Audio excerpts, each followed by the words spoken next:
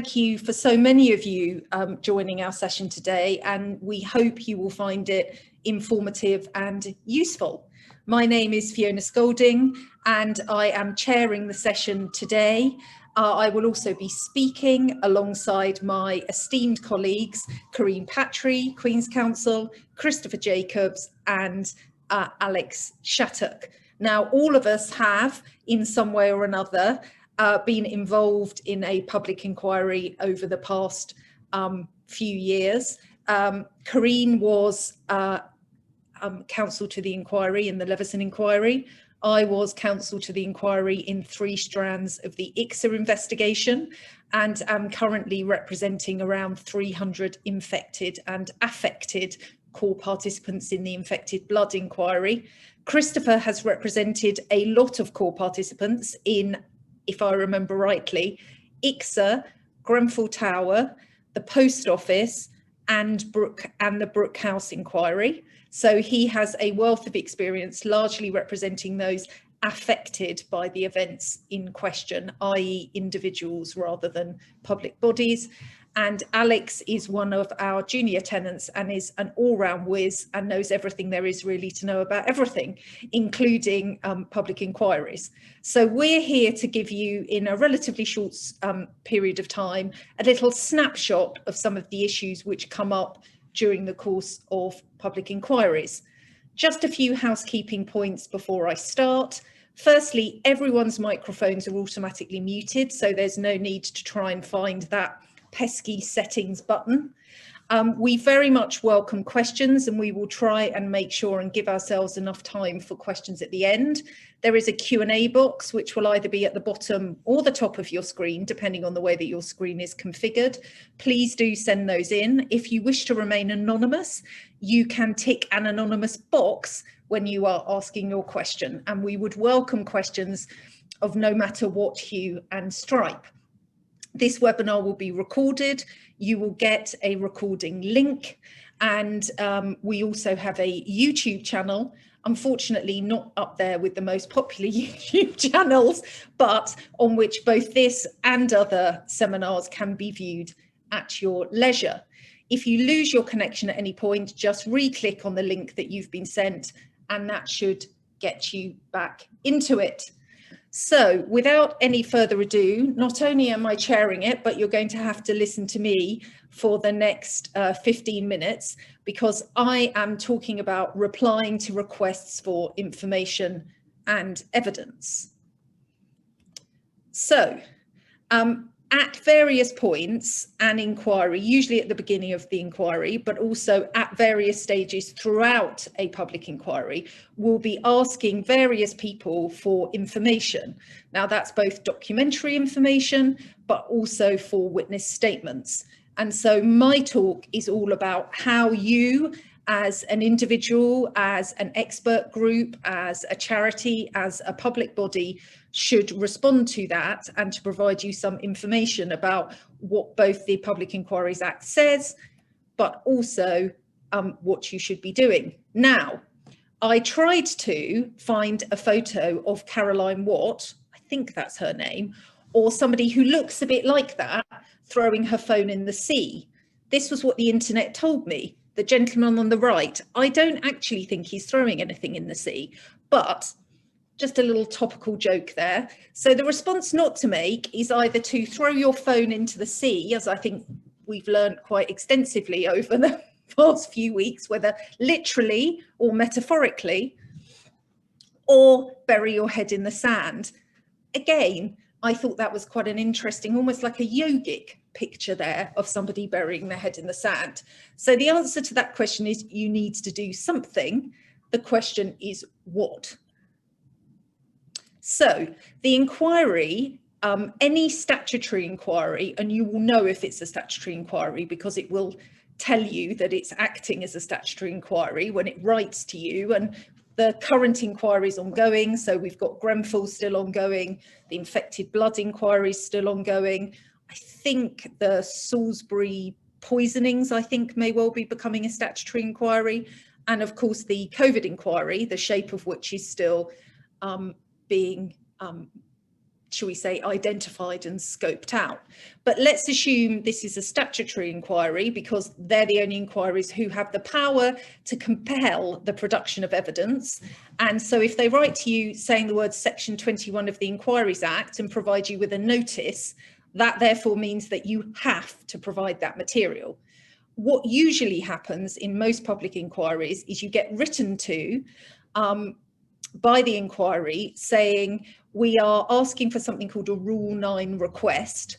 And so the Rule 9 is the Inquiries Rules 2006. So there's only 2 pieces of legislation you need to know, but unfortunately you need to know sort of most of it in order to be au fait with inquiry rules, is the Inquiries Act 2005 and the Inquiries Rules 2006. So they will write to you saying something like, we are sending you a request pursuant to Rule 9 asking for this, that and the other. And that can be either documents or a witness evidence. And multiple requests can be sent over a period of time. Don't assume that the first request you get will be the only request. And some inquiries do things in different ways. So, for example, if you've got different strands of the inquiry, you should anticipate and expect that you may well receive, dozens of Rule 9 requests if you are likely to be implicated or involved in more than one of them. For example, in ICSA, the Department for Education, which was involved in lots of things to do with children, we were endlessly sending them Rule 9 requests for different bits of evidence for different strands of the inquiry. So there is likely to be, if you are a public body, which is quite heavily involved in an inquiry, a rolling basis upon which information is requested from you. So don't assume the first will be the last. Now, there's nothing to stop a party voluntarily providing the inquiry with information before it's asked for, or at any time prior to a Rule 9 being served. And in fact, it is often quite usual, once an inquiry secretariat has been set up, that people do send in information, either about the scoping phase. So, for example, in the COVID inquiry, we know what Lady Justice Hallett would like the amended terms of reference to be. We've got a secretariat.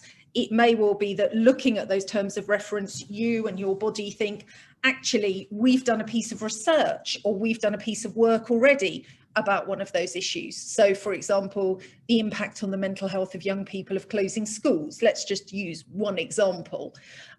We've already done a study about that. We're the Children's Commissioner for England and Wales. We've done those studies. We think it might be useful for them to look at them. We're going to write to them before they write to us saying, we think you might find this material useful. And that is, it's not uncommon, particularly for campaigning groups, individuals who've been particularly affected, to voluntarily and proactively provide that information. And this is particularly the case if you want a particular piece of information to be part of the scoping exercise, because once the terms of reference have been signed off, there is then a process of working out, for those terms of reference, how are we going to attack the issue? What is it going to look like? What are the sub-issues? And that's often known as the scoping phase. So you might want to say, well, look, can you please, we're going to send you this, this and this, because we think that it's essential when you're deciding what to look at, that you take account of these issues, which we've already done some work on. And that's particularly the case, I suspect, with the COVID inquiry, but also with the Post Office inquiry, that a lot of work's already been done. Also, when you want to make clear the extent of your involvement. So you may well want to say, actually, we think we've got a particular level of expertise in this. So this is why we are giving you this particular information. And if you'd like to come and speak to us, and sometimes at various scoping phases and at various points, you may well have either written contact, or occasionally there may be meetings between some people in order to work out the extent of your involvement, or what you know or what you don't know. So, however, there are also situations in which your client and you as their lawyer, and I'm assuming I'm talking to a mixture of people who are likely to be clients and people who are likely to be lawyers, when you are going to want the compulsory powers of Section 1 to be used. Firstly, when you're concerned that otherwise you will be in breach of data protection legislation. Now, my view is, If an inquiry writes to you and in effect says, we would like you to give it to us, you know that if you don't give it to them, they're likely to make you. But in a number of cases, organisations often say, we would like you to serve us with a Section 21 notice, so that we can say to our clients and to other individuals whose sensitive personal information we may well be giving to you, that we have done this by order rather than voluntarily. And also sometimes to avoid debates about the scope of the request internally, by which I mean this is more likely to be relevant in larger scale organisations, when it may well be necessary for you to waive the notice in order to try and get the information from a variety of people who may well work across a large and disparate organisation or set of organisations. So having that is an easy route for you to say, can you please provide me with the information? Now, I'm just going to talk very briefly, because Carine will also talk about this subject, as will Chris. If you're acting on behalf of a public body, my view is you have to be candid. And by candour, I mean the whole and unvarnished truth. Ever since Hillsborough, the Hillsborough survivors have been talking about wanting to introduce something across the public sector, which is a duty of candour, i.e.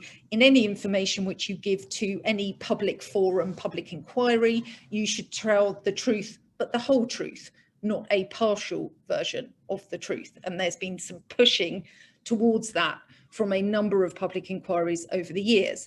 And my view is, by candour, that doesn't necessarily mean that you have to, immediately say that everything you did was wrong and that you didn't do anything right.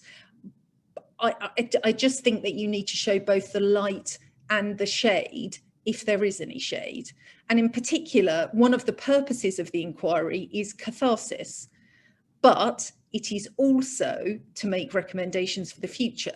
So having a partial or limited account isn't actually going to help make governance better. And I say this in particular for public bodies who should have a dispassionate interest in making things better or making things different. I would also say be reflective, think about what you've learned and what could have been done differently, and be as transparent as possible. And the other issues is obviously collate relevant material, including in that literal or metaphorical cupboard. I would imagine that most large organisations, particularly in respect of the COVID inquiry, have already started the process of collating all their materials. But as we all know, disclosure, if the COVID inquiry decides that it is going to require extensive requests for information about various things, looking in people's email boxes and undertaking keyword searches, if you haven't already started that process, you're going to need to. And there is nearly always, in these days, an email cupboard which needs to be found. And in particular, if you're dealing with people who no longer work in the organisation, a way to get into their emails, because very often their emails are unavailable to others. So there's lots of sort of practical things about collating the material, finding lists, and also remembering your continuing duty to disclose. It is inevitably the case that things come to light after you've sent them in the first place, and inquiries expect that. So it's just a case of providing a view as to why you weren't able to look in that metaphorical or actual cupboard at the time, or why that got overlooked. The other thing I would say is be creative with your keyword searches. For example, one particular organisation I was involved with said, well, we can't possibly provide all this information because there are 9 million searches. But then when I said, what are your searches? It was obvious that they were so broad that it pretty much blew up everything that anybody had ever written. So try as much as possible to identify things which are likely, keyword searches, which are likely to be quite tight and specific, to throw up the really relevant information that you're going to need. So there are various circumstances in which you can refuse to provide information. And these are, you can't comply, so you don't have it, or it is not available in the jurisdiction. I think in terms of physical things, the not available in the jurisdiction might wash. In terms of email, I think it's quite difficult to know where email in fact lives unless you're talking about having to physically get something from someone's computer, which is highly unlikely in this day of cloud technology.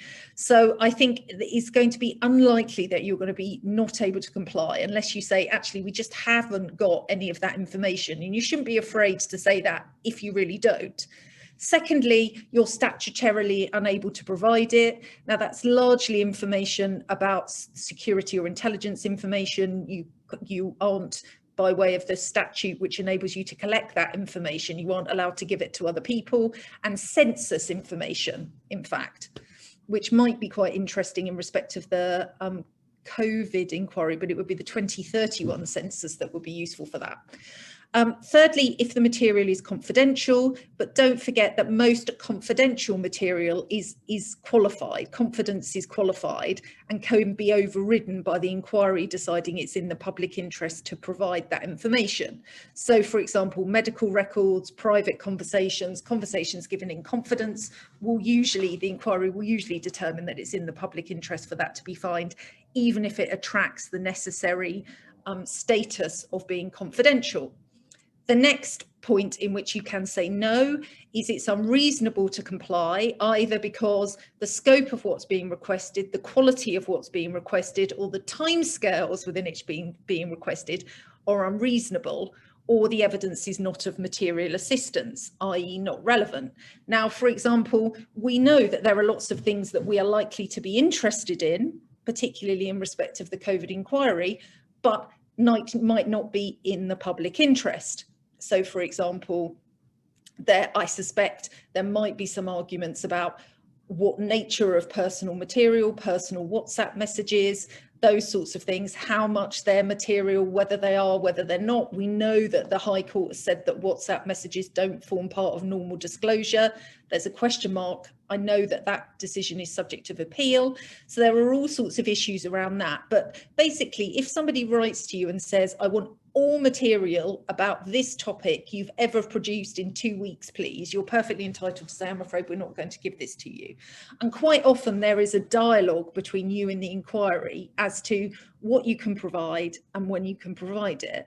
And the test really is reasonableness all round. You need to demonstrate reasonableness, but so does the inquiry. You can also refuse if information is privileged, and it's when you can claim privilege in civil proceedings. So it's the law relating to civil privilege, which has been the subject of lots of discussion in the courts over the past 12 or 13 years. In fact, over the past 20 years. So there's lots of cases for you to look at in that respect, or public interest immunity. And again, that is only going to apply in a very limited number of situations when you're looking at a public inquiry, because you're nearly always looking at things which involve looking at the public interest and may well involve the workings of very sensitive areas of central government. So, privilege. Under Section 22 of the Inquiries Act, you cannot be required to produce a document or evidence if you don't have to produce it in civil proceedings, if it's incompatible with an obligation under retained EU law. Now, I can't actually think of anything, but there might be some things to do with anti-competition, antitrust, those sorts of matters, or public interest immunity. Now, legal professional privilege is usually quite obvious to those of you who are lawyers, and if you're not a lawyer, ask a lawyer about it. But again, think about when you're looking at the documents that you're collating, whether or not it might be possible to sort of cut and paste the document, so to redact the legal professional privilege bit out of it so that it still makes sense. And the other thing to ask if you're looking at litigation privilege is it relevant for the document for either the terms of reference or to understand the narrative which could lead to conclusions that the inquiry wants to reach? Or are the actions which come out of any privileged information easy enough to divine? So do you need to see the privileged stuff in order for any conclusion to be reached, or can you reach that conclusion without seeing matters subject to legal professional privilege, which is absolute? No matter how interesting it might be, it is absolute if it exists and it hasn't been waived. So litigation privilege, quite straightforward, usually easy to identify, where proceedings are either pending or contemplated, and involves not just lawyer-client proceedings, but also client and third party and lawyer and third party, if it's to do with the litigation. Legal advice privilege is a lot more complicated. We could probably do a half day to a day's seminar about the law in respect of legal advice privilege. So I've done a number of slides, but I'm going to run over them very quickly.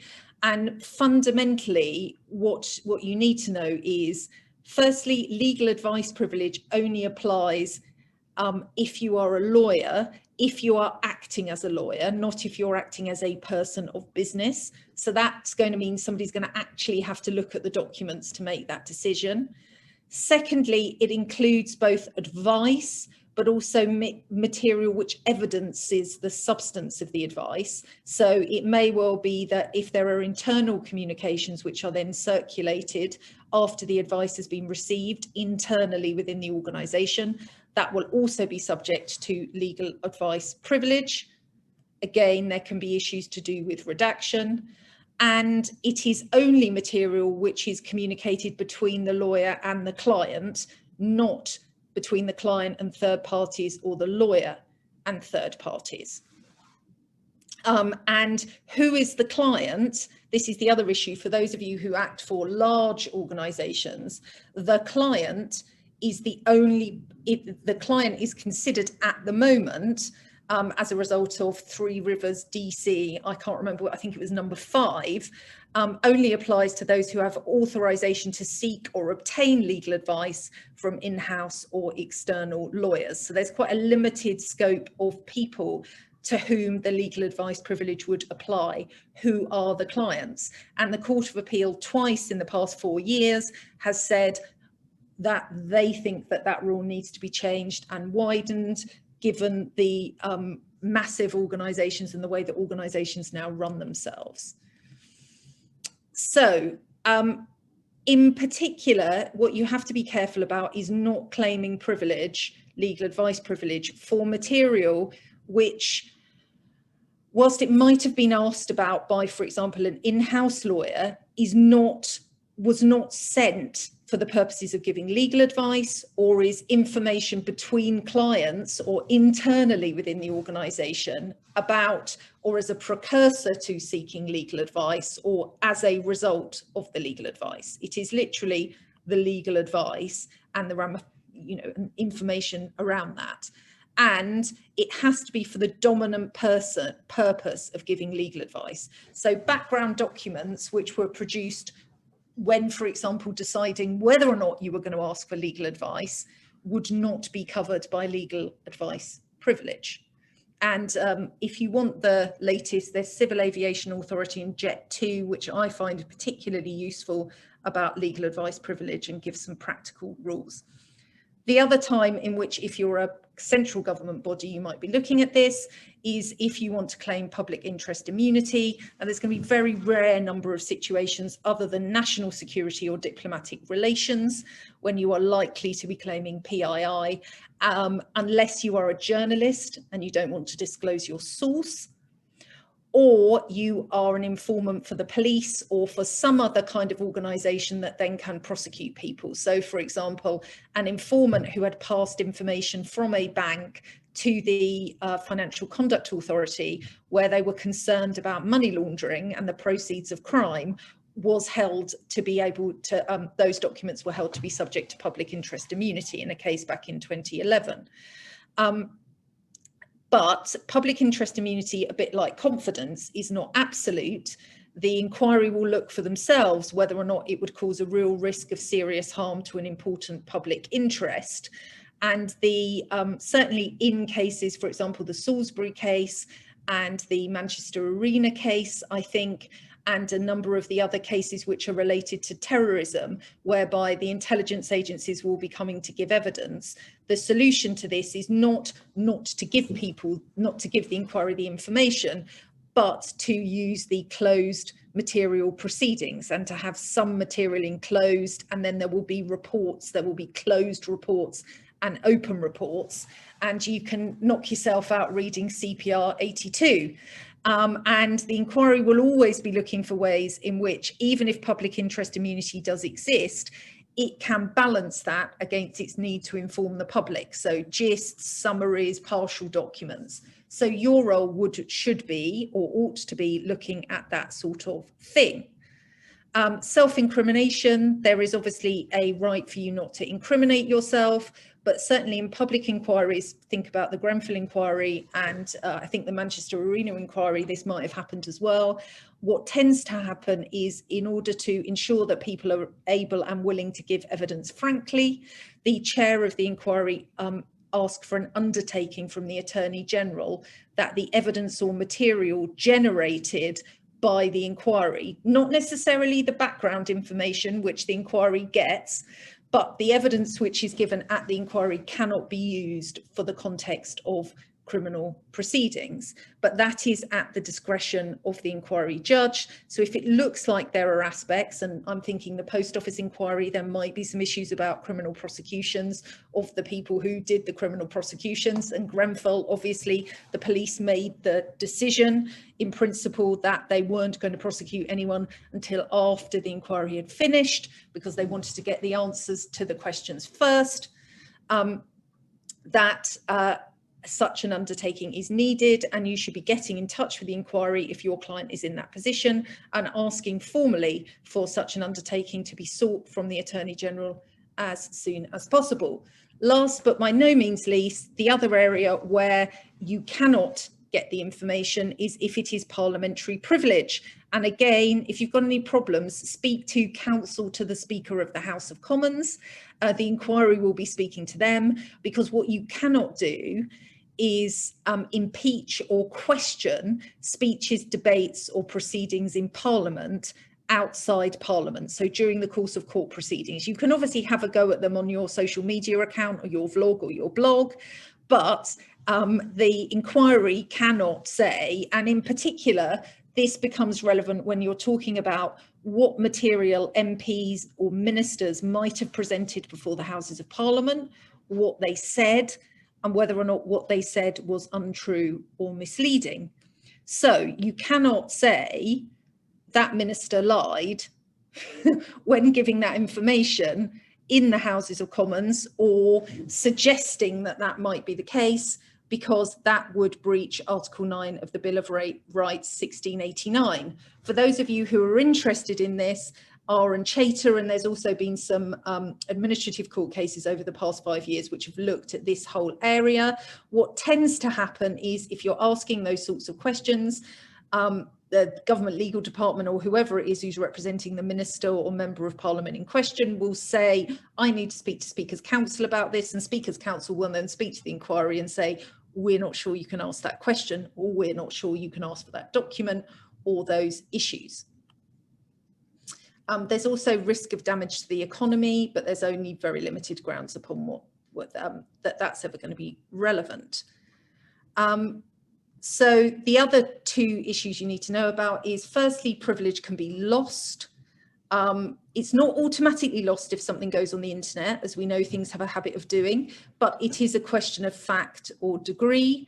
And again, as others will come on to talk about, there are situations in which you can ask for anonymity of witnesses or restriction on what parts of their evidence are disclosed, either to core participants under the restriction order regime. In most public inquiries these days, those who are potentially likely to be subject to criticism, and where there are legal issues, or there is likely to be a significant amount of materials subject to legal professional privilege, are usually asked by the inquiry whether or not they will waive privilege, and there's usually submissions on that, and that's one of the preliminary things that's done, and you need to discuss that very carefully with your client, in particular trying to work out whose the privilege is, particularly if you are representing lots of people, or the advice, for example, was commissioned on behalf of a large group of people, because you can't waive privilege on behalf of one of them. All of them have to waive privilege in those circumstances. Now, I have gone on too long, so I will not talk to you about restriction orders, but suffice it to say that there are some slides which talk about the restriction orders, and I shall now pass over to Carine, who is going to talk to you about top tips in preparing for an inquiry. Thank you very much. Good afternoon. Thank you very much. Now, you'll find that there's some overlap in what Fiona has already said and my talk. Given I've got, I think, 2 minutes of my slot left, then that's probably not a bad thing. I will try to race through my slides. My talk is really about preparation before a public inquiry starts. I'm going to say a word or two, obviously, about the powers that the inquiry has to ask for evidence, which Fiona has touched upon, but I'm also going to give you tips around witnesses and so on. That's my structure.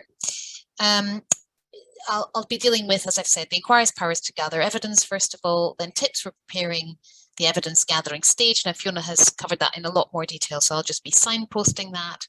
Can I protect sensitive information? Again, Fiona has touched on that, but I'll signpost the relevant sections and things you might want to think about. How do I choose and prepare witnesses? That's often a question that I'm asked. So I'll give you a couple of tips about that. And is there anything else I could be doing in preparation before the inquiry starts? Now, of course, that will very much depend on who you are, what kind of body you're representing, whether you work for a government department, whether you're going to have a big or a small role in a particular inquiry, but hopefully I can give you some general tips. So the inquiry's powers to gather evidence. Now, you've already heard Fiona give you an sort of resume of this, and you know already that the Inquiries Act and the Inquiries Rules are the two pieces of well, it's the statutory framework that you need to be looking at, and they include all the rules and regulations covering the gathering of evidence. And Fiona's already discussed that at a preliminary stage before the inquiry even starts, you can voluntarily give evidence, but then the next stage is likely to be Rule 9 of the Inquiry Rules, and that provides that the inquiry must send a written request to any person from whom it intends to take evidence. So Fiona's already covered this, but it's important to understand as part of that it can ask for a document or any other thing, which covers obviously a wide variety of subject matters. It can also, and commonly does, ask for a written statement, so a witness statement. And where it does, Rule 9 requires the inquiry to provide a description of the matters or issues to be covered in the statement. So that's really important, because quite often I find that a client will panic when they know that an inquiry is about to start, and they'll say, what am I going to need to say? And they think about the 9 million documents they have in their cupboard, and they think, oh my goodness, how can I possibly begin to know what I'm going to disclose and what I'm going to be asked about? And the answer is the inquiry will tell you what it wants to know. It will direct you, and that's really helpful. It doesn't mean you have to stop in your preparation beforehand. Of course, you're going to have to start thinking about it in advance, but it will direct you, and you will have an idea of what is wanted. And then once it has received the evidence, as Fiona's already said, the inquiry may make a request for further evidence. So the power is, under Rule 9, it must send a written request, and then it may require further evidence in due course. And as Fiona said, it's really common to be asked for further things, because the inquiry will digest what it's received and then think about what it needs and then write again. So don't be surprised if you get further requests. Equally, don't be surprised if you don't. And then be aware, of course, that everything that is provided can be disclosed. So that's the kind of less formal procedure. And then we've got the sting in the tail, as Fiona has already kind of touched upon, sections 21 and 35 of the Inquiries Act. And section 21 means that the chair has a power to issue a notice requiring a person either to attend or to give evidence or produce a thing or a document, or also a statement where it appears to be reasonable to do so. And they give you always, and in fact, the Act requires you to be given a reasonable time to produce that. Now, Fiona's already touched upon the circumstances why it might be the right thing to do for you to have a Section 21 notice, but it's generally a good idea to have disclosed any information or a witness statement prior to this Section 21 procedure happening. There are circumstances where it's probably a good idea to have one, but generally speaking, you probably won't ever reach this stage where this is required of you, because, and this is the sting in the tail, section 35, provides that it's a criminal offence to fail to comply with Section 21 notice without a reasonable excuse. And before we move on to the next slide, Fiona has touched upon the various reasons why you can refuse to comply with a Section 21 notice, and she's discussed time and expense, the fact that you may not have a document, and so on. I always think it's quite funny that they've got a section which says, or part of the section which says that it may not be relevant to the issues the inquiry has to decide. And I never really fancy my chances at fighting the inquiry on that issue. If they say it's relevant, it probably is relevant. The exact words are not of material assistance. I think really only the inquiry can decide what is materially assisting it at any relevant time. So it's difficult. But that section, if you needed to look at that and exceptions, it's Section 24 of the Act.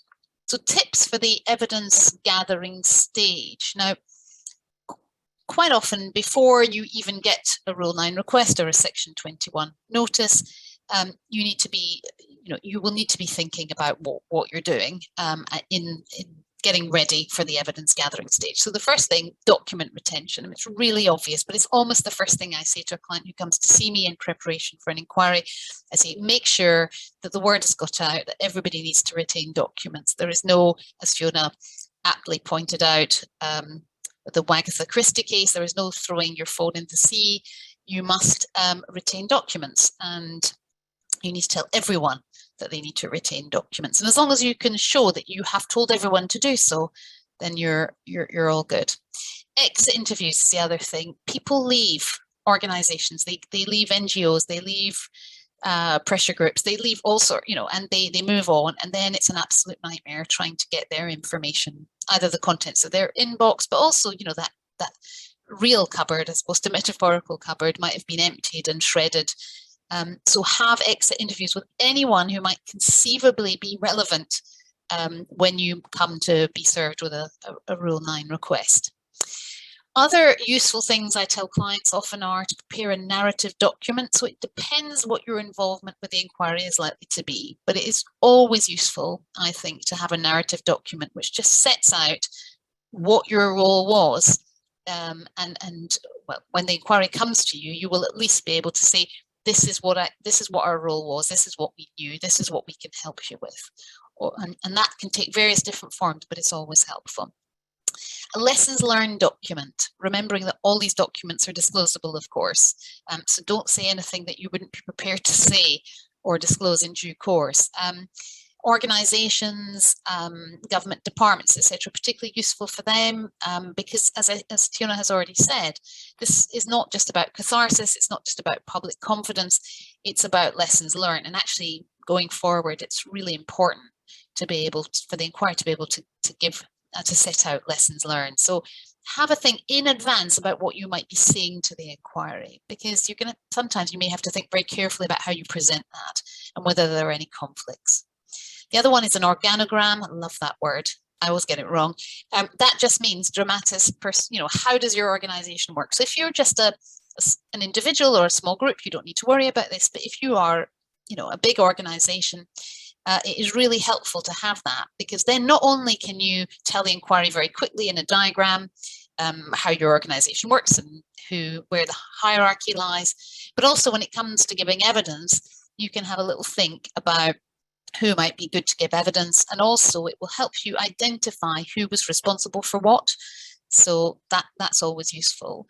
Then you might want to think about how you actually affected the decisions taken, if at all. So sometimes an organisation looks as if it should be in the frame for answering questions on a certain subject for an inquiry, but actually scratch the surface and you realise that they may well look like they were making the decisions, but they weren't. So have a real think internally as to what your role really was. And then organising your documents into a searchable form, absolutely key. I mean, sometimes you will only have a small folder, and other times you're, a big government department, and you will have, literally billions of documents. Try and organise them well before you get an evidence request, trying to organise your documents into a searchable form.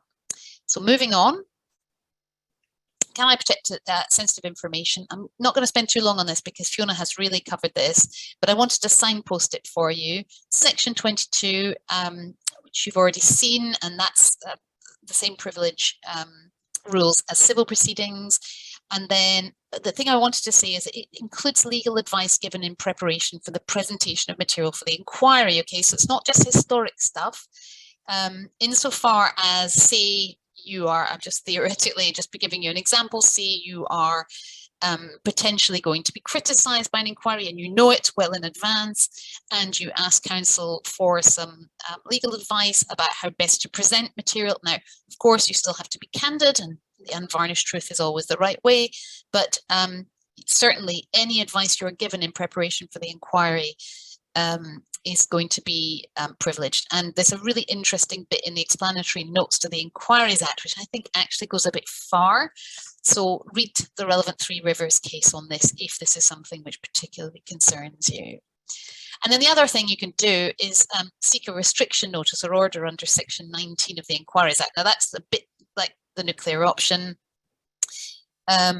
If it's required by law, it will be imposed. I mean, there's a lot I could say about Section 19, which we don't have time for now, but it's also something, not something just which can be applied for, but which the minister or chair can impose if it is conducive to the inquiry fulfilling its terms of reference, or if it's said to be necessary in the public interest. But there's a lot of thinking around that. It also means that certain groups can be excluded from an inquiry under a restriction notice. So if you need to have closed evidence, for example, under Section 19, the chair can exclude the public and so on. Choosing your witnesses. I think that's probably the number one question after documents, which I get asked. How on earth do we decide who to call? Well, you might have a very easy choice because there may be one person who knows everything and then you would just call them and that's it. But if you're, say, a government department or you're, an NGO or a wider interest group, then that won't necessarily be the case. And you might think, how do we begin to identify who might give evidence? Well, I think the starting point always has to be, what are the aims of the inquiry? Well, first of all, it needs a narrative. And secondly, it's going to make recommendations. So who knows what and who can think about lessons learned? That's always a good starting point. But then, I mean, let's be honest about this. Who can reliably give evidence under pressure? And that's really important. I can't even begin. And if you're doing a massive inquiry like COVID or like we did with Levison, where there is going to be massive public interest, you are going to need someone who feels able to give evidence. Now, you can, to a certain extent, guide the inquiry. So they'll write to you and say, can we have this evidence? And you can tell them who you think should give it, okay? So that's I often say that to clients. They say, oh, is X going to be called? They might be, but generally speaking, it's more likely that they'll let you tell them who can give them the information they want. But I'm going to be honest with you, key figureheads are very likely to be called for public confidence reasons. So let's give you an example which I have nothing to do with, but it's very unlikely, for example, that key government ministers or secretary of states will not be called to the COVID inquiry, for example. The public confidence will require it. Preparing your witness. Well, how do I prepare my witnesses? Well, as I've said, if you're involved, for example, in the COVID inquiry, it's going to be incredibly high profile. But it's not just true of COVID. They are all relatively high profile these days, constant media and social media scrutiny, but and they're mostly going to be accessible to the public in some way, whether it's live streaming, whether it's reports on the internet. Witness preparation is absolutely essential. And often, clients will say to me, well, what on earth do I do to prepare?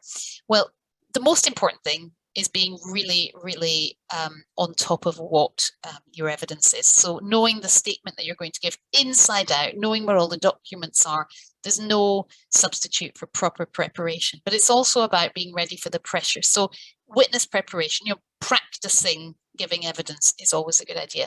I say also media training might be a good idea, and who to call when it all goes wrong. So you have the nightmare scenario where your witness turns up at the inquiry, it's live streamed, they say something which is, wrongly interpreted, it's all over the media, suddenly every news channel is calling. Have a plan for when it goes wrong. This doesn't apply to every participant in a public inquiry, but certainly with bigger bigger organizations, for example, really important to have a plan. But don't over prepare and seem unrehearsed. That seems like a complete contradiction, but it's important that you be prepared without looking like you're reading from a script. Anything else I should be doing now? This is my final slide. I mean, tips. I'm gonna read you these tips, and then I'm going to give you a tip which I'm not going to put on a slide. Because I think I don't want to write it down. So keep a close inquiry, keep a close eye on the inquiry website. That always tells you, and they don't give you any forewarning that they're about to drop something really important. So look at that every day if you're in the run up to an inquiry.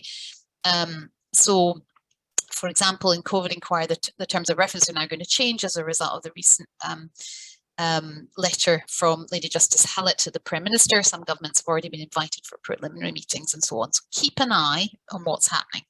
Electronic searches need to really start once there are draft terms of reference, because you can be guessing. As Fiona said, don't make your search terms too wide. Please don't do that, because it will turn up everything. Keep a close eye on duties of disclosure even after the inquiry has been announced. Now, the reason why that's important is it's not until the start of the inquiry that they will point out where the end date is. So there'll come some point where they'll say, we're only going to be looking at the period until X, and then you can breathe a sigh of relief. But you remember that you don't know until that announcement exactly when the duty of disclosure will end. And then Fiona's already touched on thinking about waiving rights of privilege. That will depend on who you are. And then finally, conflicts. Think about these really early, because the chances are you may have a conflict with someone else, and or say a government department with another government department, or someone who wants the inquiry to make a particular recommendation, but you know that there's another, for example, interest group who want to see something very different. Have a think about all that in advance and how you might best present it. Thank you very much. Those are my slides. I'm now going to hand over to the next speaker, Christopher Jacobs. He's going to be speaking to you about issues relating to core participants. Thank you very much. Hello everybody, I hope you can see and hear me. I've been acting for core participants in public inquiries since about 2018, predominantly in ICSA, and then more recently in Brookhouse, and currently in the Post Office inquiry. And representing core participants throws up enormous amounts of interesting issues. Some people are institutionally involved, some people might be have the finger of blame pointed at them, others are victims and survivors of the events which have caused public concern that lead to an establishment of an inquiry. Okay, what is a core participant?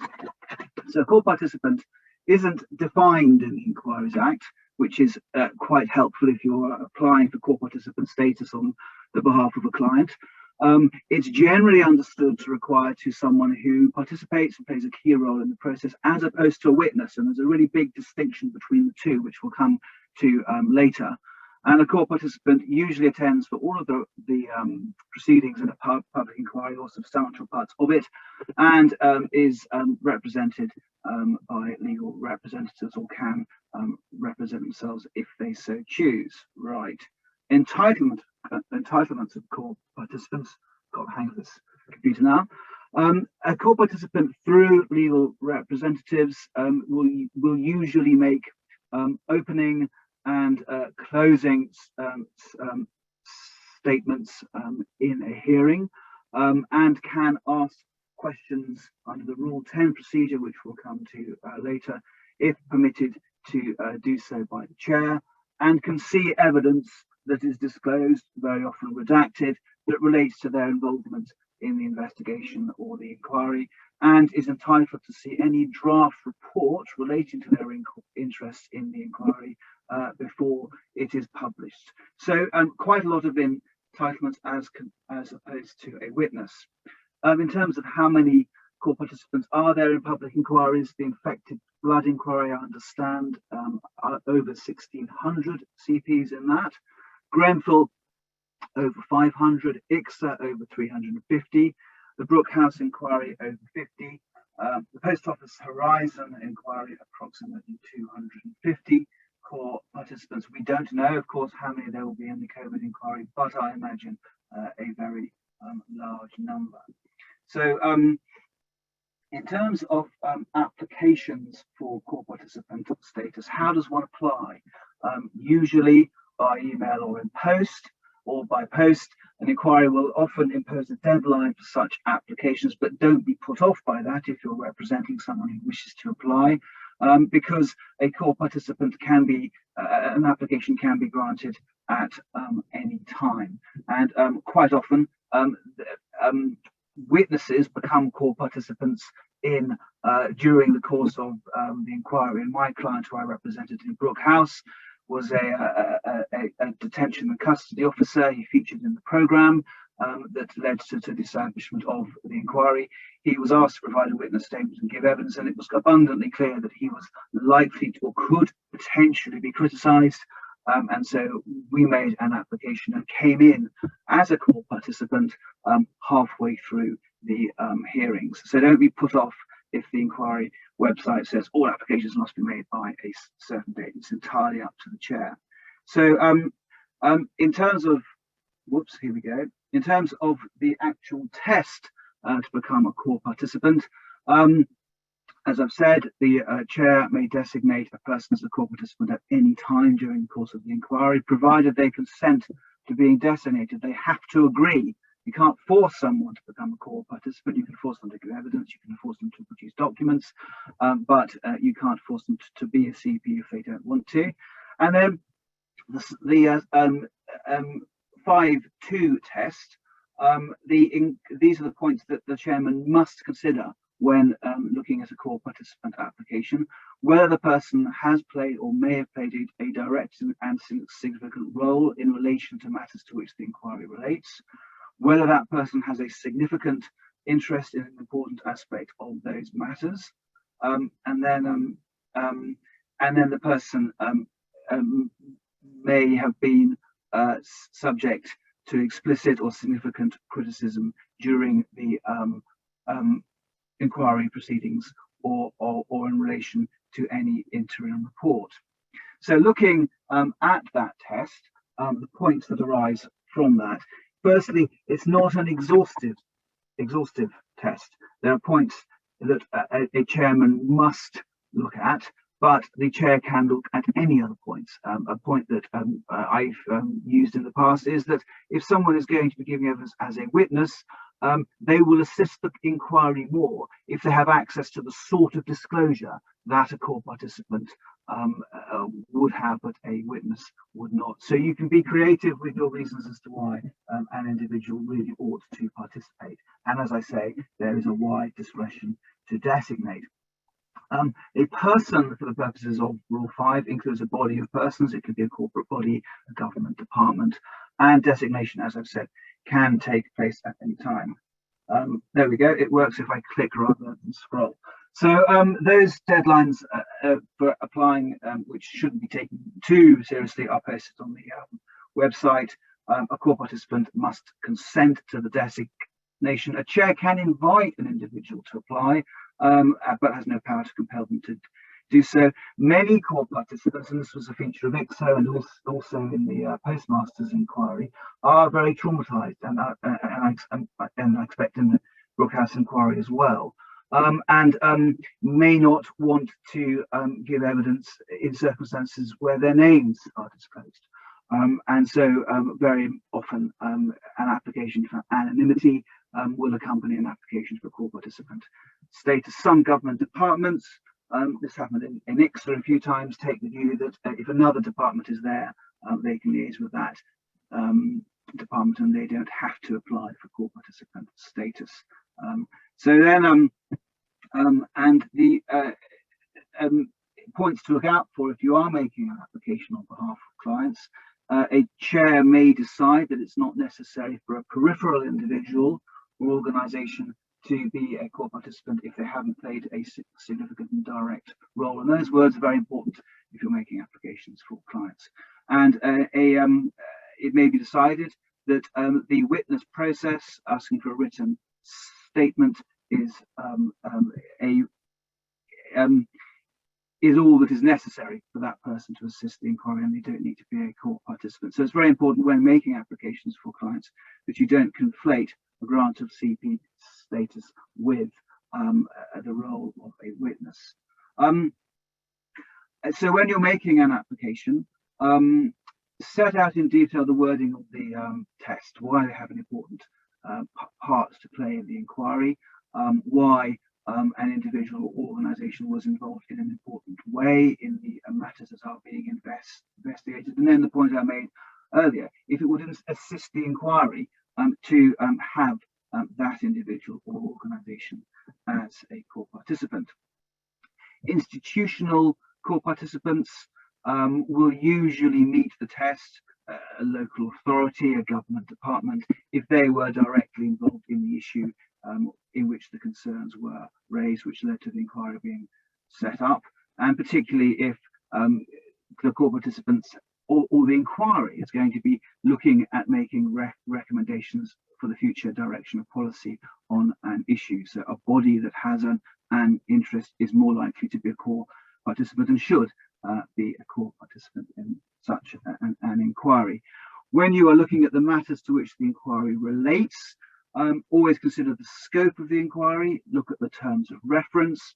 If those terms are broadly drafted, it may well be that the inquiry wants some direction as to what they should specifically be looking at. And in the ICSA Westminster investigation, after a preliminary hearing, the chair directed that any core participant who wanted to do so could file submissions in relation to the suggested scope of that investigation. So you can, if you're representing a core participant, be proactive in that you can ask the inquiry to look at particular issues that are of interest to your client.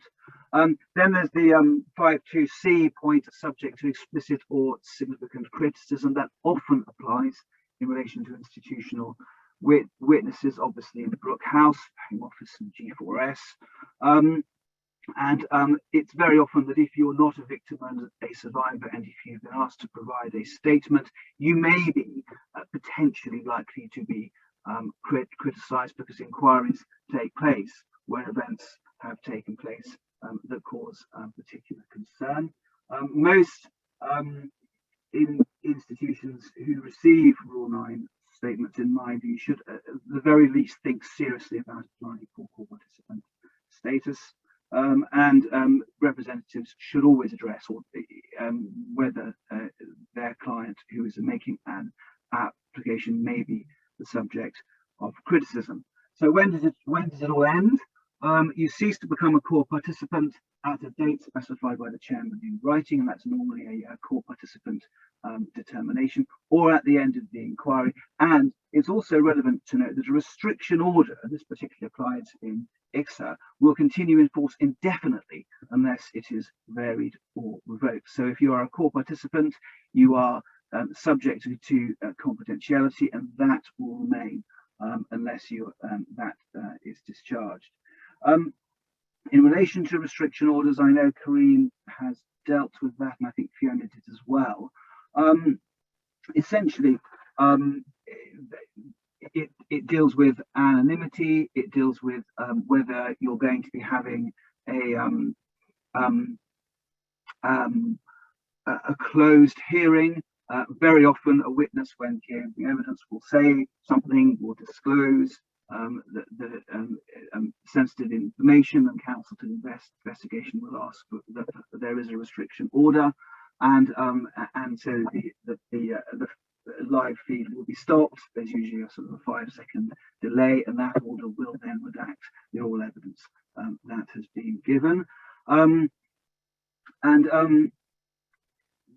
I've set out the text of section 19, but given the time, I don't need to go through that. You have that if you need it.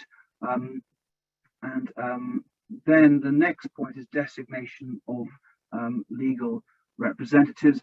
When a core participant is granted status, the chair must designate a legal representative.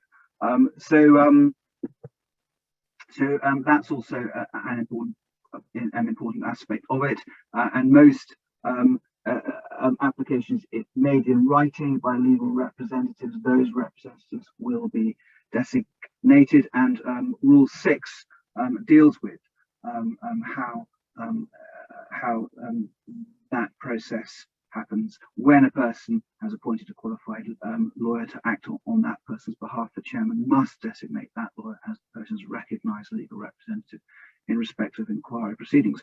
And then we come to Rule 7, which is something of an oddity, because, and this happened particularly in Granville, where there were a number of legal representatives representing core participants who had very similar issues. The obvious example would be those who were affected by the tragedy. If the interests in the outcome from the inquiry are similar, and the facts they are relying on are likely to be similar as well, and it's fair and proper for them to be jointly represented, you have to make sure there's no conflict, then the chair must direct, and again it's interesting that it's mandatory wording here, must direct that those core participants shall be represented by a single recognised legal representative. So what we effectively have here is sharing legal representatives, joint representation, but there is an opportunity for legal representatives to agree what the representation is. Very often they will share counsel, or they divide into teams, but if there is no agreement on designation within a reasonable period, then the chair may designate an appropriate lawyer who in his opinion has sufficient knowledge and experience to act in this capacity. So that's something to look out for, and that's something that may very well be a feature of the forthcoming COVID inquiry, when there'll be lots of people who all have similar interests and are looking for similar outcomes in that inquiry. So in relation to applying for funding, it's section 40 of the Inquiries Act 2005 that is relevant, and often an inquiry will direct that you make an application for a funding award by a certain date when core participants' status has been granted. Most public inquiries will have their own costs protocol on legal representation, and it's always important to look at the inquiry website for that. And so yes, keep an eye for the costs protocols. Change of representatives if there is a conflict, or if your client wants to be represented by somebody else. As soon as the inquiry is notified, the inquiry will designate a new representative, and it may well be someone who's already representing someone else in the inquiry. Disclosure of documents, Carine has dealt with that, and Fiona as well. I know there's been a question, who is a disclosure officer? The disclosure officer is, and I think I'll be corrected if I'm wrong, the individual who receives all the disclosure that has been sought, sorts it out, sifts it, and then no doubt looks at the redaction process. One of the recurring issues in public inquiries is disclosure. Very often there are millions of documents that the inquiry legal team has to look through. They can only disclose those documents to the core participants when the redaction process has taken place, and that can take a long time. That can often cause delays, but the inquiry will redact in accordance with any restriction order. What is quite important to look out for is if you have a client who's talking about how the events have affected their family and their children in particular. Very often children's names or anything that can lead to the identification of a child will be redacted, and you have this concept of jigsaw identification. It's not only information that identifies a person, but information which is capable of, when combined with other information, could lead to identification of a person, is also going to be redacted, and very often an inquiry will have a protocol on redaction. Now coming to Rule 10 applications, in the Stephen Lawrence inquiry, there were many barristers representing many court participants who asked many questions. And after that, the Inquiries Act sought to limit the scope for the for multiple questions being asked, to try and make inquiries not take so long. So we now have this complicated process where if you're representing a court participant, you have a spreadsheet, and within 5 days of the witness giving evidence, you have to put your question that you want to ask that individual on the spreadsheet. Then you have to say whether the question identifies a new issue, and if it does raise a new issue, why it's important that that question is going to needs or should be asked. You don't necessarily, as the advocate, get to ask the question. In fact, in most cases, the question will be asked to counsel to the inquiry, but you put your application in, and then the chair will make a determination on whether the question is going to be asked. There's also a parallel process where an inquiry may give legal representatives a list of the topics that they're going to ask each witness, and so you have to make sure that the question that you're going to ask isn't one that is already going to be asked by counsel to the investigation or the inquiry in any event. Now that sounds like a complicated process. There are pros and cons to it. The pros are it does save time. The cons are that if you have a particular question that your client really wants to ask, a particular avenue that your client really wants to explore, you have to justify that question, and then the question is asked by a lawyer who doesn't have any connection with your client, and so that can be problematic in terms of follow-up questions. But there's an important procedure that representatives of core participants need to be aware of. I will canter through this because I'm aware of the time. I think I have to stop in a minute. And this, I think, goes over what I've already said. Rule 10(5)(a), the question has to fall within the scope. If you're out of scope, then you don't get your question. And then 5(b), if a new issue is raised, this is what you have to establish. I think that covers Rule 10s. This is section 40. I put the text of that in relation to funding. So that's something that you will be able to look at. And that is all for me. I think I'm just about within my allocated time, and I'll now pass it over to Alex Shattuck, who's going to talk about public inquiries. What does success look like? Thank you very much. Bye. Great, thank you very much, Chris. My name's Alex, and as you can see from the photo, lockdown hasn't been kind to me. Actually, I've made that joke a few times, and it has been quite some time since the last lockdown. At this stage, I can only really blame life in general, but if you want to unpack that further, we should probably leave it for the Q&A. So this talk is called What Does Success Look Like? Or alternatively, How to Win the Inquiry. It's past 6 p.m. And we're still talking about public inquiries, which is a little worrying for all of us, really, but you'll be pleased to hear that there's not much law in my talk. So in that sense, it's really more of a concept piece. So let's just see where it goes together. Now, the inquisitorial nature of a public inquiry means it's not like a court case. There aren't necessarily two opposing positions that a decision maker has to pick between. In fact, there aren't. So there are a variety of different interests and potential narratives, recommendations, and eventual outcomes. And so you, dear webinar attendee, might find yourself, after countless hours and possibly several years of work, coming out of your public inquiry, scratching your head and asking, have I won or have I lost? Sometimes, admittedly, in a court case, you can't tell if you've won or lost, but at least then you can go to the Court of Appeal. And if you're in that situation, you might just want to instruct a QC or senior junior from Landmark Chambers. Go on, you're worth it. But in general, at the end of a public inquiry, explaining to the client what has happened can be much more difficult than a court case. Before we get to possible successful outcomes, it's worth just restating what happens at the end of the inquiry. At the conclusion of it all, a report will be published setting out a summary of the inquiry's factual findings based on all the evidence, and that report will also include a set of recommendations. Those recommendations will not, however, have binding force. So there are two broad things within the inquiry you and your clients will be seeking to influence: the factual findings and the inquiry's recommendations. But there's a third thing outside the inquiry you should also be seeking to influence: the implementation or not of the eventual recommendations by the government.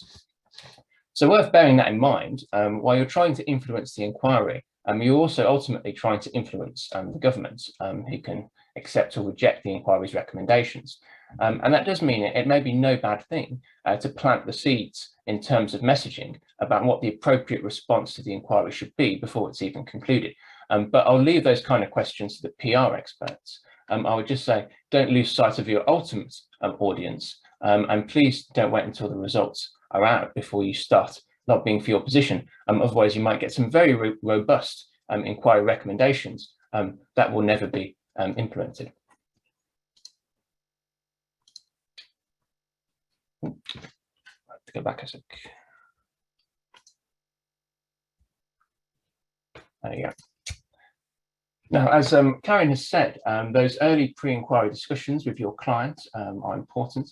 An important initial conversation will be you setting out possible outcomes for them and finding out from them, your clients, what that ideal outcome is. And that's a two-way process. But you should always go into an inquiry with a firm idea of what you want to achieve. What narrative of the facts do you want brought out, including how you want responsibility to be allocated, what recommendations for change do you want to see, if any, and what commitments from the government do you want, if any. But it's also important to inform your clients what an inquiry cannot do. An inquiry cannot make a finding of individual civil or criminal liability, Section 2 of the 2005 Act, although its findings might open the door to that. And as Fiona said, an inquiry cannot usually require someone to provide a document if he would not be required to do so by a court. So you can't usually expect to see privileged documents or documents subject to a duty of confidence, although they might be disclosed anyway. Just because a document's privileged doesn't mean that privilege can't be waived. An inquiry can, however, compel people's attendance, Section 21, as we've heard. So if your goal is to ask powerful people questions and make them very uncomfortable, perhaps the former Daily Mail editor Paul Dacre, for example, then it might well be a successful inquiry for you. Please don't do an expose on me for that comment, Paul. It was only a joke. But once you know what you and your clients can and can't get, then you have to decide what is a realistic best case scenario for you. In other words, what's your shopping list? And it's only if you go into the process, as I said, with a firm set of objectives that you can judge the outcome against those objectives. But at this early stage, I would also recommend taking a further step. Don't just go into the inquiry with a firm idea of what you want. Try and get as best as you can a firm idea of what the other participants want. Put yourselves in their shoes and ask, what does success look like for them? And if you do that exercise, that will help you understand how they are trying to steer the inquiry and whether you should be going along with it at any given moment. It's a statement of the obvious, but it needs to be said. What success looks like depends on who your clients are. Now, there are lots of potential clients at an inquiry, so I'm just going to cover three broad categories: victims and families, private sector actors, and public bodies. Now, if your clients are affected individuals, it may well be that the mere fact of holding an inquiry is itself something of a success, because a well-run inquiry means affected individuals are listened to, their concerns are taken seriously, their version of events is set out, and they can hold the powerful, those with a louder voice than them, to account through questioning. People such as, completely random example, Paul Dacre, former editor of the Daily Mail. So vindication and catharsis are really important elements for victims and families, as Fiona has said. But it's more than just the mere fact of holding the inquiry. It's assigning responsibility to individuals and organisations. And if, say, some of your family members had died, say, of COVID in a care home, then you'll quite rightly want to know who's responsible. And that may include findings you may want that open the door to future sanctions, criminal or civil, or potentially compensation. Final important thing this group are after, which is, to be fair, something most participants we hope will be after, which is lessons learned. How can we prevent this from happening again? Because of course, after any crisis, what we want to do is to fix the broken system that led to the crisis, if indeed the system is broken. Private sector participants. Now I'm focusing here on private sector participants who might be implicated or subject to criticism. In some cases, a business may be more on the quote-unquote victim side, say those businesses affected by lockdown. But for those businesses who are subject to criticism, their key priority will, of course, be their reputation. If they're criticised, then their reputation and ultimately their business may suffer. So a business facing criticism will largely be trying to answer that criticism, providing context, minimising the business's role in what happened, and potentially deflecting blame or responsibility. So they might have another business in their sights or central government in terms of their narrative as to who's responsible. Depending on the situation, a business is likely to be well advised as to what kinds of findings could lead to criminal or civil liability, and therefore they will try to steer the inquiry away from those kinds of findings at all costs. And if none of that works, if there is a smoking gun, the business may well seek to allocate blame to a rogue individual, a former senior manager, perhaps, in order to shield other individuals in the business and indeed the business as a whole from criticism. Other private sector participants, if they're less in the firing line, businesses might still be interested in being involved in public inquiries. There's a publicity aspect to participation, which could of course be beneficial to a business, making some points in a very public forum. There's also, of course, an opportunity to influence government policy by seeking to shape the recommendations, avoiding perhaps recommendations that affect private interests, such as increased regulation. Public sector organisations, again, reputation is important. This may be the reputation of local authority, hospital, government department, and the individuals within it. And there's that age-old tension between working as one government, but also defending departmental interests. So I would expect some tension in any inquiry with multiple departments represented. Providing an answer to criticism will, of course, be an important objective for public bodies. Individuals have their own experiences, but the public body will likely want to explain how it happened from their side, from a sort of wider policy perspective. They may seek to avoid recommendations that lead to significant restructuring, or perhaps avoid recommendations that are deemed too costly, particularly if they have to foot the bill, for example, compensation. Now, a cynic might say public sector participants have the same interests as private sector participants. They just don't want to be blamed, but I would disagree with that because I'm an optimist. For public sector participants, as Fiona said right at the start of this talk, it's important that criticism is given when it's due, but also that meaningful lessons are learned for the future, because all public sector bodies are and certainly should be interested in good governance and improving their services to the public. And for central government in particular, it's a public sector imperative that the inquiry is seen to be robust and effective. Justice must not just be done, it must also be seen to be done. And a public inquiry that's seen as a whitewash, such as the 1972 Bloody Sunday inquiry, known as the Widgery Tribunal, that sort of outcome is a huge waste of public money and destroys public confidence rather than restoring it. So completely undermines the purpose of the inquiry. So I'm optimistic that government departments in particular know that any inquiry that can be characterised as a whitewash is not in their long-term interests. When mistakes have been made, it's in the long-term interests of government to own up to it and to learn from it. So that's my quick trip through winning the inquiry. Final tips: work out what the possible outcomes are, work out what your best case result is. Have a very careful think about what the other participants are looking to achieve, put yourself in their shoes, and don't wait until the inquiry is over before lobbying for your ideal recommendations. the opponents won't, and you don't want the inquiry report to be dead on arrival.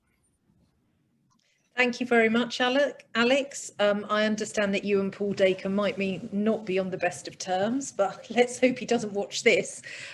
We only have a couple of questions.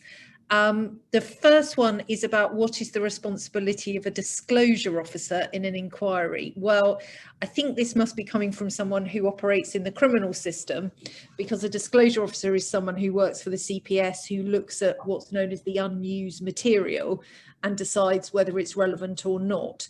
There isn't the equivalent of that in the context of an inquiry. What happens is the person who you're asking for the documents should be going through and looking and seeing what is relevant. Certainly in most cases, in all the inquiries I've been involved with, nearly every core participant takes the view that more is more, and therefore there usually isn't a lack of information. The question often is trying to sort the wood from the trees, unlike potentially in criminal cases. But ultimately, it's a decision for the inquiry what then gets passed on to core participants and what then gets used in any public hearing. So that is ultimately the function of the Secretariat and the lawyers who represent the inquiry. As a core participant, your job is to send things in, and they then decide what then ultimately might appear on a screen 3 or 4 years later. And certainly my experience, and I think the experience of everyone else, is that probably only a minute percentage of that which you get given actually ends up being put into the public domain. So it's a slightly different situation. What I would say, though, is the same rules should apply in any disclosure, whether it's civil or criminal, which is anything which is potentially relevant or which could potentially be relevant should be provided to the inquiry. So you should be very reluctant to say this obviously isn't material, because as Carine says, you don't always know what the inquiry are looking for, and the inquiry doesn't always know what it's looking for until it sees it. So more is more. I'm also asked, did Carine give us her unwritten tip other than having your hair done, which is a tip that you, if you're giving evidence. How dare you, Fiona? How very dare you? Doesn't need to have her hair done, but I'll be honest with you and say, when I knew that I potentially and was going to be on camera, I did make much more of an effort with my appearance. Well, okay, I will. You're absolutely right. I think it was, yeah. Oh no, anonymous attendee. I was going to say Amanda for some reason.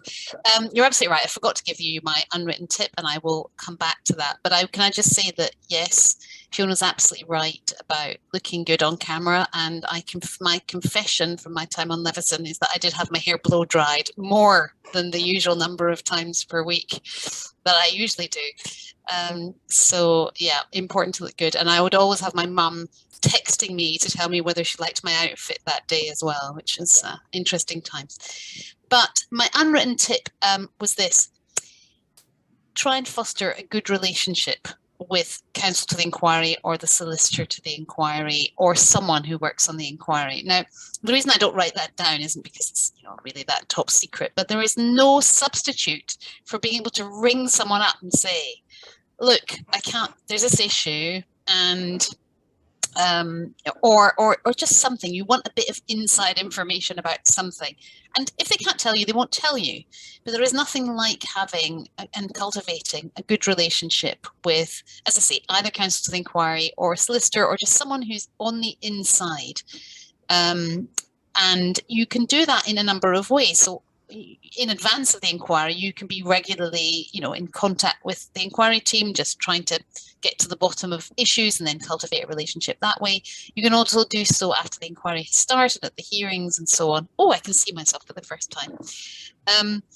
And there's no doubt that is invaluable. And I mean, counsel to the inquiry will be wise to it. Whenever people did this at Levison, I'd have to kind of, say I'm not going to say anything about that, but that would be my top tip. Fiona, I was also going to start to answer the Rule 7 question, which we've had, if that's all right with you. Yes, we've had a question about Rule 7 and whether people think that Rule 7 will be used by the COVID inquiry to limit the number of people representing survivors. Well, I can only speak to you from my experience in Leveson. I mean, Rule 7, for those of you who don't know, is the rule which says that the chair can decide if people's interests are similar, if the facts are likely to be that they're going to be exposing are similar, etc., that they can all be legally represented by one legal team. And in Leveson, that's absolutely what we did. So it became clear that there were a vast number of people who'd been affected by press intrusion in different ways, and lots of solicitors competing to represent them. And we knew it would be unwieldy. And there are also questions of funding, of course, because court participants can apply for funding. And we decided that we would happily fund one set of legal representatives, but not many, many. So we required them to go away and think about how they could best group into a single group. Now, I'm not going to tell you on screen which celebrities didn't like that and still instructed their own legal team and paid for it. Won't tell you who they were. But most people were quite happy to, in the end, be represented. And Rule 7 gives them the chair a power to impose a legal representative if parties can't agree, of course. We didn't need to do that. But yes, do I think that the COVID inquiry is likely to try and group people together? Yes. Will they do it in quite the same way we did at Leveson? No, because of course, survivors, bereaved, people who are bereaved, sufferers of long COVID, there are various different interest groups who have legitimately different interests. And I wouldn't say that they will all be grouped together. But that's my thinking.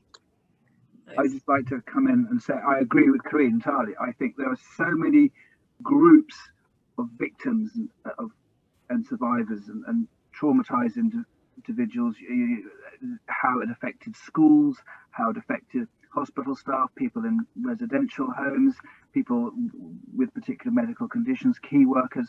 I think there's going to be such a wide variety of people who will be core participants in that inquiry. It will happen, but perhaps not to the extent that we've seen in other inquiries. I suspect, given the financial situation and the costs, I suspect there will be encouragement for some form of groupings, or potentially even grouping people yet further into sort of campaign groups, action groups, so that an action group can be a core participant, which in and of itself represents 5,000, 10,000, 25,000 different sets of people. And I can also see that being the case for things like charities or non-governmental organisations, in that they're not necessarily going to want, for example, just thinking about areas I know about, MenCap and the RNIB and the RNID and all the charities. What I suspect would be preferable would be for all those organisations to have organised themselves and set up a little kind of organisation whose existence is, as long as they can all agree amongst themselves what the outcomes would be. So although it's obvious that, although it's more obvious that for individuals, particularly those whose family members have died or who have been affected by COVID, I think there will be a number of other bodies, or for example, nightclubs. So they're not going to allow every single person who ran a nightclub or every single person who owns a pub, but they might have like the Licensed Victuallers Association or the Association of Nightclub Owners. So what often happens is people form organisational bodies or use their organisational representation bodies. Unions would be the other example. So instead of saying every single key worker, you might have Unison and Unite. So that kind of thing, I think, will be sought as much as is possible, just to make it practicable. Alex, any views on that? I agree. Okay, well, thank you all so much. Sorry, we've run 3 minutes over time. I hope you found that helpful, and go and enjoy what looks to be the most beautiful of evenings. Thank you all. Thanks. Bye-bye.